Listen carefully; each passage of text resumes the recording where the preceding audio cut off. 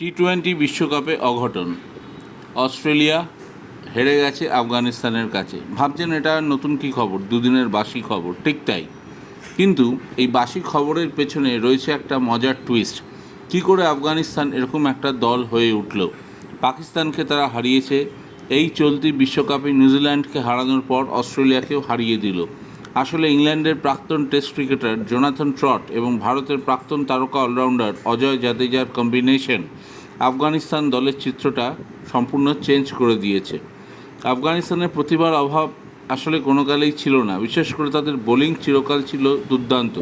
একটাই minus point ছিল, সেটা হচ্ছে ব্যাটিংয়ে কোনো কিছুই ঠিক ছিল না। আর ঠিক এই জায়গাটাই মেন্টারের দায়িত্ব নিয়ে ধরলেন অজয় জাদেজা।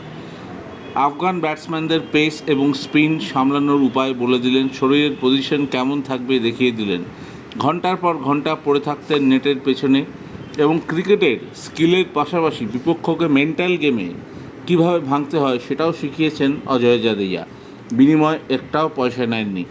আফগানিস্তানের বোর্ডের অন্যতম শীর্ষ কর্তা নাসিব খান জানিয়েছেন, তাদের বারবার অনুরোধ সত্ত্বেও অজয় একটা টাকাও নিতে রাজি হননি। বলেছেন, তোমরা ভালো খেললে সেটাই আমার মাইনে, সেটাই আমার উপার্জন।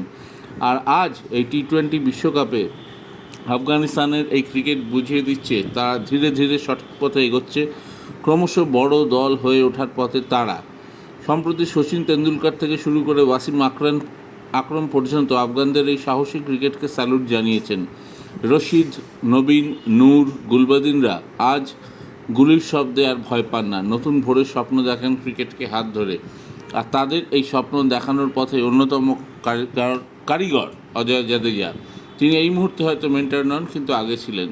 ইনফরমেশনটি ভালো লেগে থাকলে অবশ্যই আমার চ্যানেলকে বেশি করে লাইক এবং সাবস্ক্রাইব করবেন। ভালো থাকবেন সকলে।